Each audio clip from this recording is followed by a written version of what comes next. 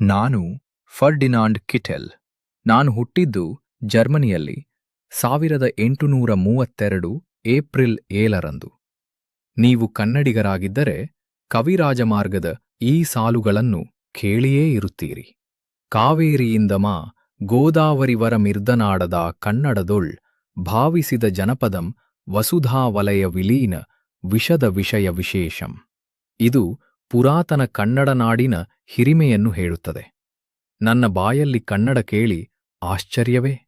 ನಾನು 21 ವರ್ಷದವನಾಗಿದ್ದಾಗ 1853ರಲ್ಲಿ ಬಾಸೆಲ್ ಮಿಷನ್ನ ಆದೇಶದ ಮೇರೆಗೆ ಇಲ್ಲಿಗೆ ಬಂದೆ. ಮೊದಲು ಮಂಗಳೂರು, ನಂತರ ಧಾರವಾಡ.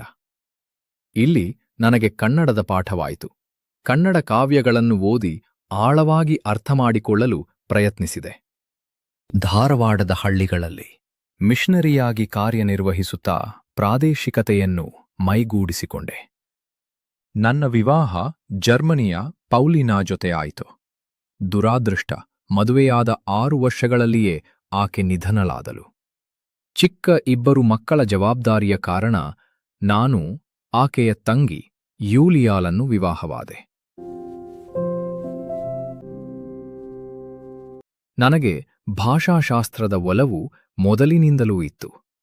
ಹರ್ಮನ್ ಮೋಗ್ಲಿಂಗ್ ಮಾರ್ಗದರ್ಶಕರಾದರು. ನಾನು ಕನ್ನಡದಲ್ಲಿ ಕೃತಿಗಳನ್ನು ರಚಿಸಲು ಆರಂಭಿಸಿದೆ.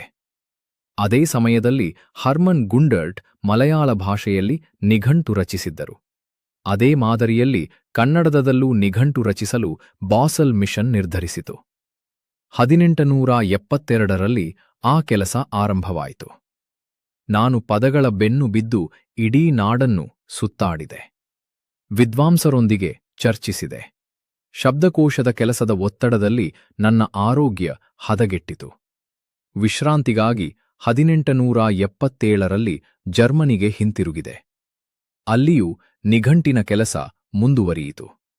ಸಂಪನ್ಮೂಲದ ಕೊರತೆ, ಹಣಕಾಸಿನ ತೊಂದರೆ ನಡುವೆ 1888ರ ಹೊತ್ತಿಗೆ ಪ್ರಥಮ ಕರಡು ಸಿದ್ಧವಾಯಿತು. ನನ್ನ ದೃಷ್ಟಿ ಮಂದವಾಗಿತ್ತು. ಜೊತೆಗೆ ತಡೆಯಲಾರದ ತಲೆಬಾಧೆ.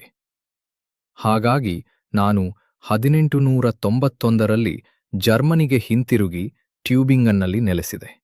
22 ವರ್ಷಗಳ ಪರಿಶ್ರಮದ ಫಲವಾಗಿ 1752 ಪುಟಗಳ 70,000 ಪದಗಳನ್ನು ಒಳಗೊಂಡ ಮಹತ್ವದ ನಿಘಂಟು 1894ರಲ್ಲಿ ಮಂಗಳೂರಿನ ಮುದ್ರಣಾಲಯದಲ್ಲಿ ಪ್ರಕಟವಾಯಿತು.